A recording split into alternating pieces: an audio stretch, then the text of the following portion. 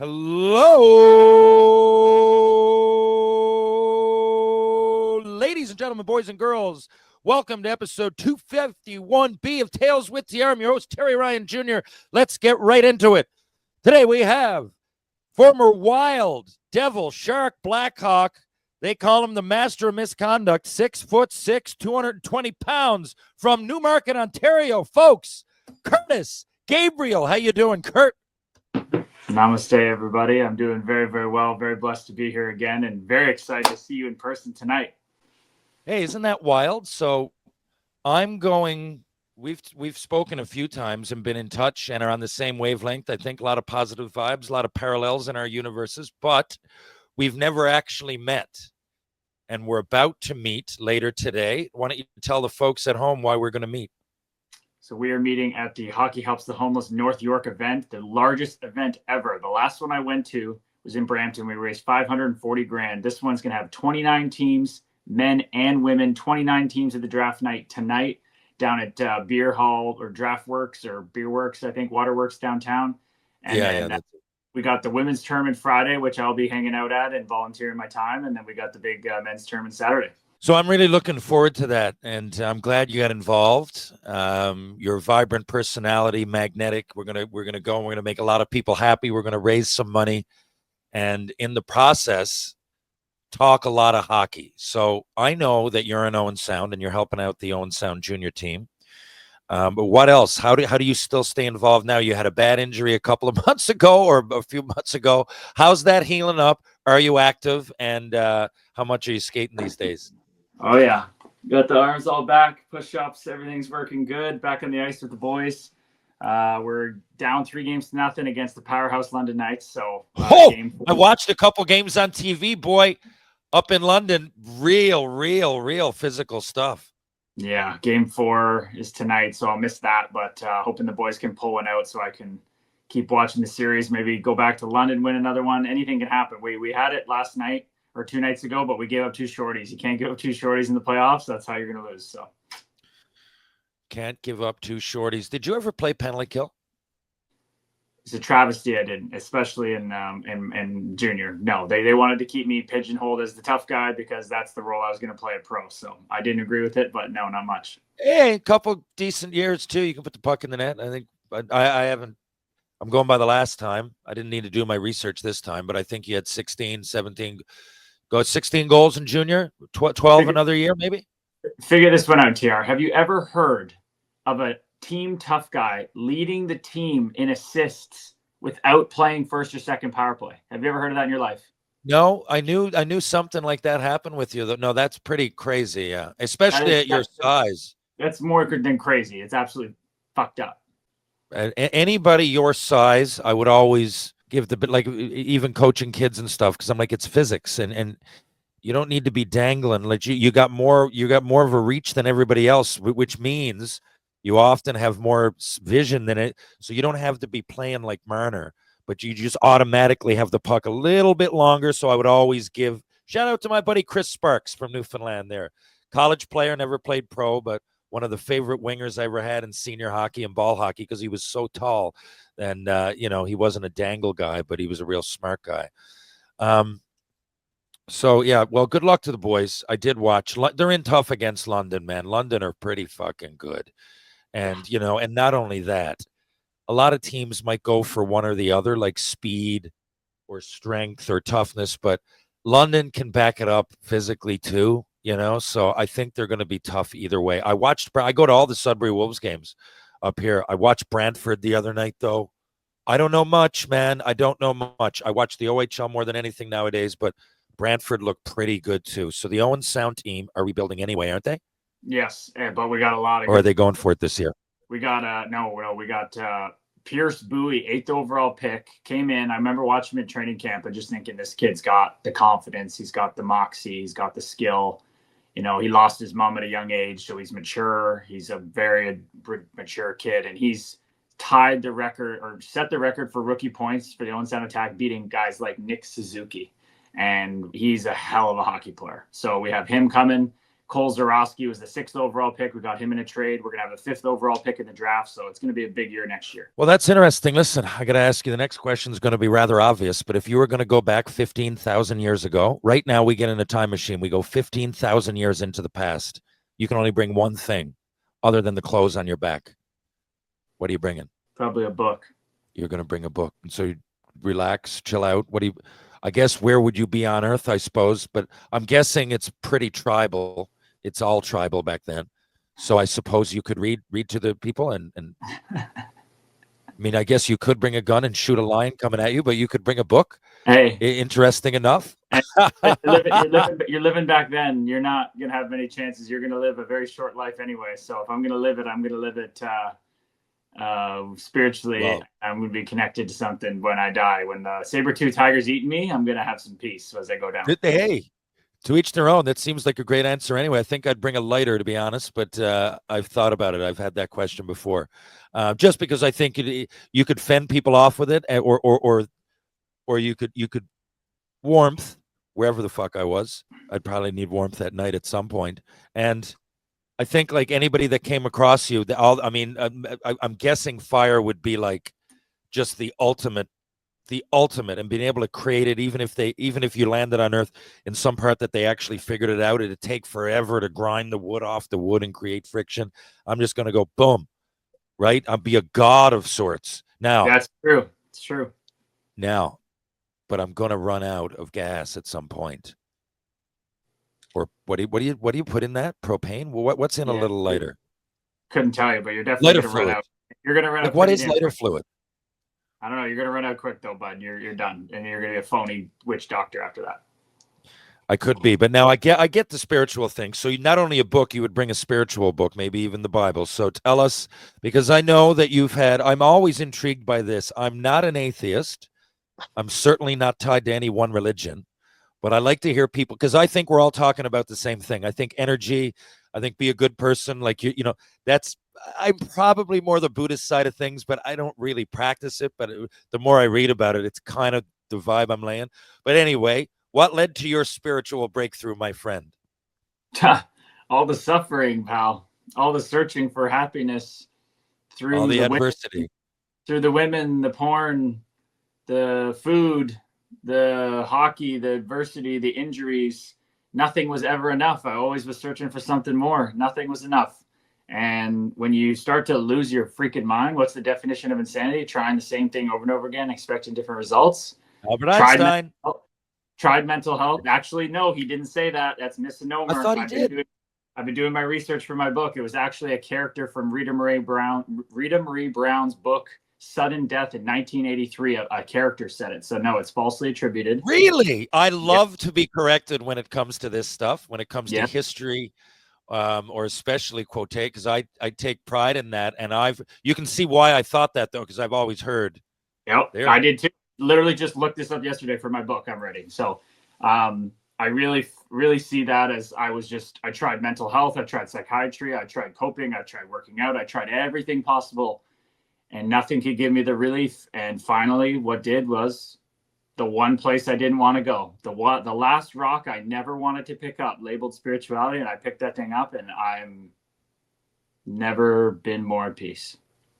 Well, that's fantastic. This is why I'm so, well, there's a few things. I'm happy for you. Because again, when I say parallels, there are the road to the NHL, especially when you got to drop your mitts and go at guys, and some of it's natural, some of it isn't. And then, outside of that, like, I just mean, because I know that side of it. So, but then there's the everyday being a hockey player, and like just every day, I remember these aren't huge complaints, because it led me here. And I love the game of hockey that teaches your team sacrifice. And with anything you're going to do, it's probably going to present adversity. Our adversity, I just found it's funny, like every day evaluating, like coming in, and like if the coach said hi to me, I'd like question how I even answered it while I was putting on my skates. And then, go on the ice and like miss a pass in the horseshoe at the start of practice, and then, okay, geez, that's Mark Recchi over there. I got to make the next one, and then put the next one in his skate. Oh, and now, like, oh my god, I'm in practice. I got to do, and it's just, and then get out of there. And how did I do in practice? And then go home at night, and what should I watch? Should I watch a comedy, or should I really watch some video? Like, what? you're just constantly, and I guess that comes with any job, but you know what I mean. I Oh didn't my god. feel like I found myself until after professional hockey. And again, this isn't a negative because I love that I went through it all and I got some fucking unreal friends and I wasn't a total shadow of myself, but just now I feel more complete. Is that how you feel after your road to success and then adversity and all of that? That was so well said, my man. That was so well said. Okay, so we're on It's the same exactly page. what it's like. I remember Mike Babcock saying, Phil Kessel can come to the rink, have a nice night with his family, forget about the game, come in, tape a stick, go have fun at practice. The fourth line guys, it's never turns off. Somebody's always coming for your job. Somebody's always ready to replace you. One misstep and you are fucking done. Yeah. And that constant chatter in your head, plus then all the wanting to like live it up off the ice, and the people in your ears, and the people treat you and act like you're special and rarefied air, and it just all gets to you, man. That's ultimately what I wish I could impart now to guys. I'd love to work with players now because I would love to implement what I know now to those guys, to not live that way, to live fully expressed and present and free from the outcome while they're playing so they could truly enjoy it. That's a passion of mine. But now, on the other side out of it, like you're saying, I'm so grateful for everything it brought me. It's going to allow me to live this life and connect with people and write this book and be a public speaker and be a coach, which I already am to people. But it's just so much different of a life and so freeing now. It's great to hear you say that. So you done much public speaking? Was that a thing in your past? Because you seem like you'd be good at it, but I got nothing to go by really, only your confidence and articulation. That's what it is. I have a natural ability to it, and then I've been taking. I took a class online, ultra speaking. It's changed my life, and I practice Ah, 1 to 2 hours. I practice 1 to 2 hours every single day, really? every day. Interesting. I didn't know that. That's you're a motivated guy as well. You really I'm are just motivated. I'm just taking the discipline that I use to will myself to the NHL, and I'm applying it to spirituality and to my life. And the more I surrender into it, the more I let go, the more beautiful my life gets. It's that simple. Nice. It's funny. We were just talking about like the adversity of being a hockey player that you face and stuff. And you know what was a big change for me? Like going into pro, and I used to question myself a lot because I had a few injuries. But like growing up, and even in junior, like I would like anything. You play through an injury. Like if Austin Matthews or any star in the NHL, they'll go, okay, you know what? I'll play and I'll play through it. But then I remember getting a pro and literally going like, okay, but like really now I might be hurting the team. Like I do have a bit of an injury, and if I expose it and it's bad, then it's not going to look good. Maybe I won't re-sign, or maybe I won't get called up, and I might be actually hurting the team. Like I started to like, and I had so many injuries. I guess it became a thing. Like like just and ones that were like you're 70%, but I got to play for like 2 months like that. And I Yep. know you must have had those same situations, right? I mean, I know your concussions are a big one. I had minimum 25 concussions. I mean, I had like what 6 or 7 diagnosed, but all the rest I just played through. I couldn't be a Yeah. tough guy with a soft shell. I couldn't be a Played tough guy. hockey through, not lawn bowling. Oh, fuck.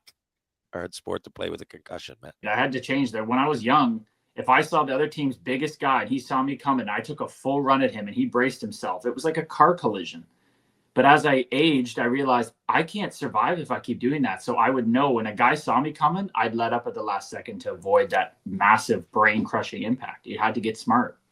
I remember that. I remember when I went through so one full year of real bad posting. Like every day I woke up and I was like, it was distinct. It was cut and dry. I know now. I got. I still. That's why I love these glasses because they're a little tiny. Like I got a little tiny stigmatism. I don't even really need these. If I took them off, anything out here, it's just like real close. It's some stuff like reading, but they got a little tiny tint and their transition when I go outside. And there's something, not all concussions are head pain, but mine, a lot of it came through here and behind my eyes. And I just like having them on. I don't know if it's the weight on my, I used to wear hats a lot because the pressure would help when I was going through all that post concussion.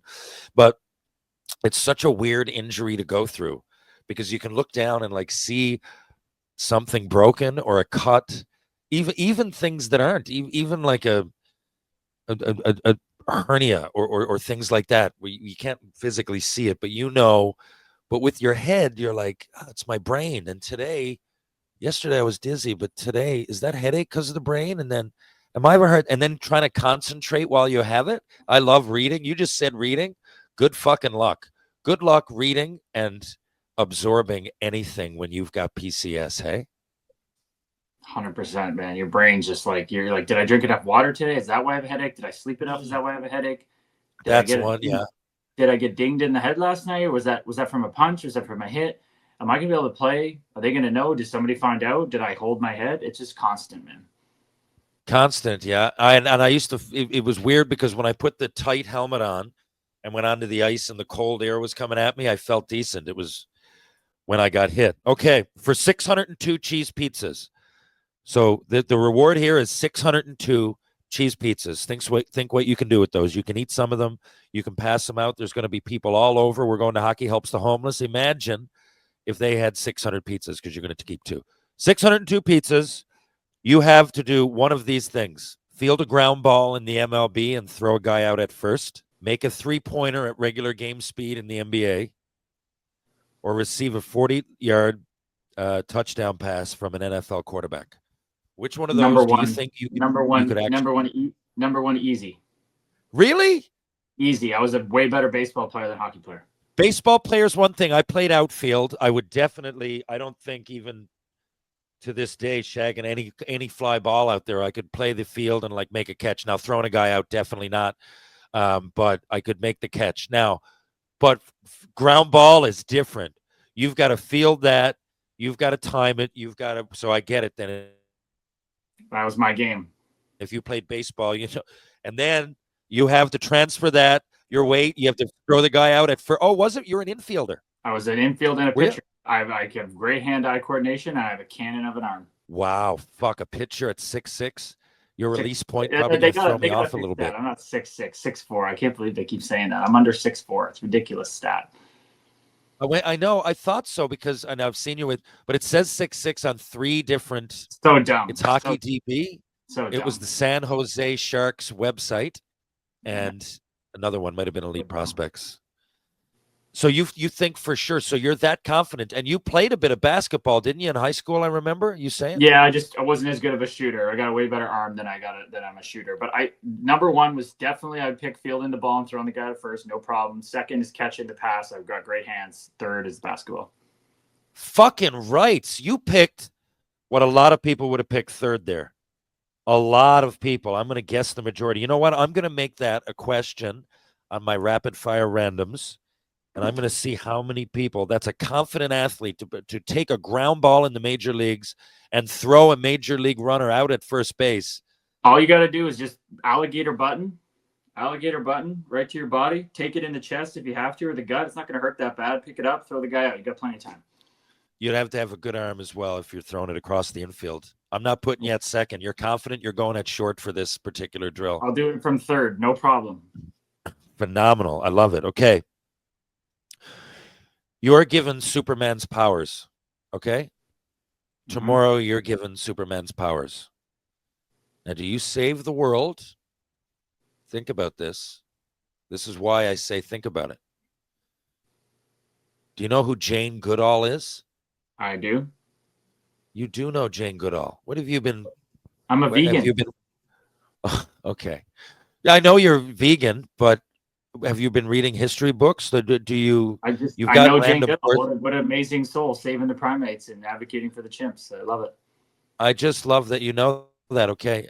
Yes. So the reason I asked that is because the obvious answer would be yes. Give me Superman's powers, and I'm going to save the world. Now, there's going to be a lot of responsibility, and you're never going to stop working again. But that's not what I'm talking about, because I think from the selfish point of view, you'd probably still have to realize, look, take one for the team here.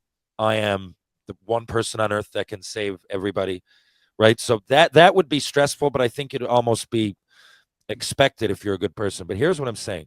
Jane Goodall, when she went into study the primates, and along the way, she came across different tribes of people that were still living that way in the jungle because they wanted to, right? I'm not saying that they're primates. I'm saying that in her studies, She came, and so then other anthropologists followed her and studied the humans in those areas, right? And now, I guess this would have been for an anthropologist, it would have been a big time kind of an explosion in new education and new theories and stuff. And Jane Goodall worked pretty much the rest of her life with primates, and to basically from my angle, she almost humanized them, right? And I don't mean that in a bad way either. I mean, she, it became a bit emotional reading her journey with some of these, and she named a lot of them, and realized that they have families, and they other than speaking like we do, there's a lot of probably more similarities than not. So the people that they found, right now, they're going to go in, and the first reaction was, let's go in and save them. Let's give them all the medicine that they would need. Let's tell them, I don't know, inventions, the phone, I don't know, a heater, typewriter. Let's show them some inventions. And so, but Jane Goodall and a lot of the people she worked with said, well, ethically, who are we to say we're any better? Our technology's better, right? But who knows? We might fucking cause the end of civilization. And these guys are in the woods doing what they've done for thousands and thousands of years. So, and most things would seem obvious. Yes, okay, like we have toilets, probably a better way, but they don't want any of that. And who are we to judge? Now, sometimes if there's a tribe if that same tribe thinks that stubbing your toe is the devil, and a 4-year-old girl stubs her toe and they sacrifice her, like where do you come in, right? So I guess what I'm saying is that if you were Superman and you got Superman's powers, you'd have to play God, and who knows if you're right. So do you keep the powers? Do you save people judging on your set of morality or your morality choices? Do you go with do you make it a democracy? Say, people of Earth, vote. Should I should I go save Ukraine? Should I go to China and straighten them out? Should I, you know what I mean? It would become a big, now that was a long introduction to a question, but you know what I'm talking about. So what would you? That was long, but I got Yeah. you what you're saying. I would approach it the same way I approach every single thing in my life, the way the Bhagavad Gita, Hindu holy book, talks about.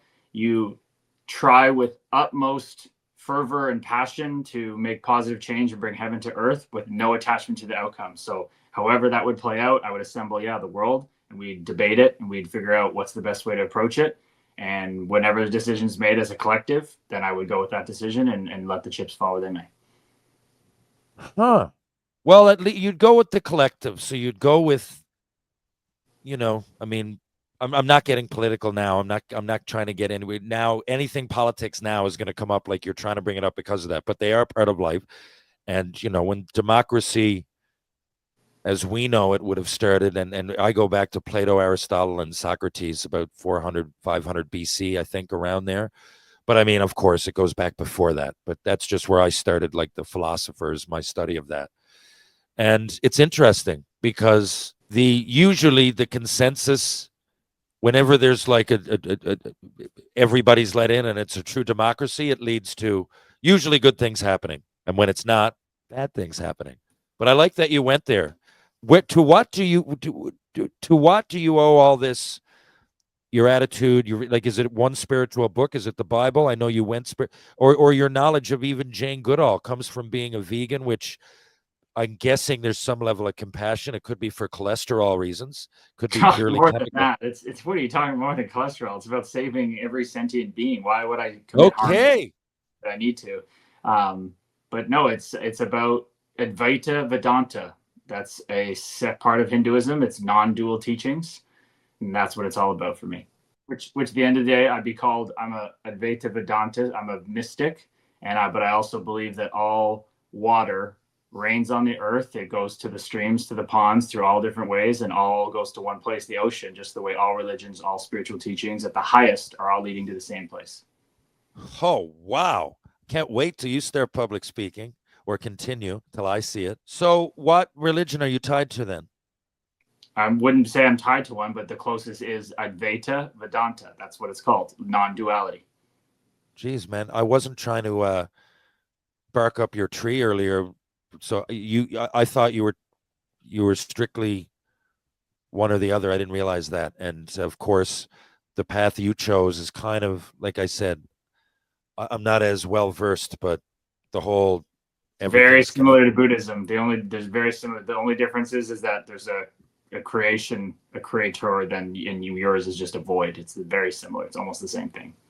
It's almost the same. Try telling that to try telling that to half the earth right now. Okay, so if you had a time machine right now, You got 1 minute too, by the way. okay, if you had a time machine right now, where would you go? You can go there for one. Right here, right now. Nowhere else to be. The only thing is the present moment. It's so rich. It's so full. It's so beautiful. I don't want to be anywhere other than where I am right at this moment, because that's where God's placed me. Right here, right now, like Jesus Jones. Check it out. Not a bad track from the early 90s. Kurtis Gabriel, I absolutely love your attitude, buddy. I love your spunk. I love that you got through so much adversity and now are spreading good vibes on to the world and beyond. I'm going to see you. I'm going to meet you later today. I can't wait. Look forward to it. Thank you for doing this today. Got me out of a jam. I appreciate it.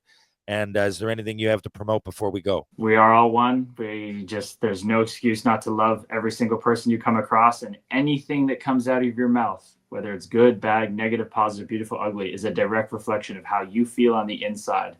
So if you're bringing anything but positivity, that's your work you need to go home and do on yourself. Like the great George Harrison, Ringo Starr, Paul McCartney, and John Lennon said, all you need is love.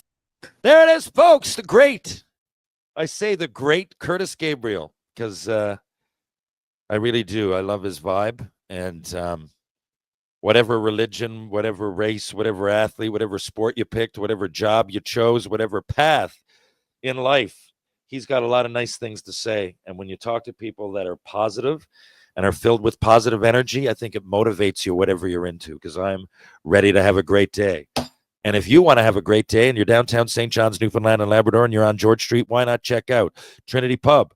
Why not check out Rob Roy Confusion, the Martini Bar, Green Sleeves, of course, the Bull and Barrel. If you want to have a bite to eat, why not? Check out the Loose Tie, Blue on Water, and of course, Wedgwood Cafe, who are on Elizabeth Avenue, and they also do catering. If you want to work out, you want a positive frame of mind, you want strength and balance for that very body and mind, you look no further than Rope Walk Lane. You look no further than Ryan Power Conditioning. You want to go to Mr. Lube? There's 2 locations in St. John's. One's on Torbay Road. One's on Kenmount Road. Live, laugh, lube. Crown Cabinets are simply the best at what they do around. Check out Crown Cabinets in St. John's, crowncabinets.com. Carpet Factory, check that out too while you're at it. And Muggsy Jeans, what a fucking fit. I loves me Muggsy Jeans. True Hockey, take what's yours, folks. We'll be back in just a couple of days with more Tales with TR. Catch you on the rebound.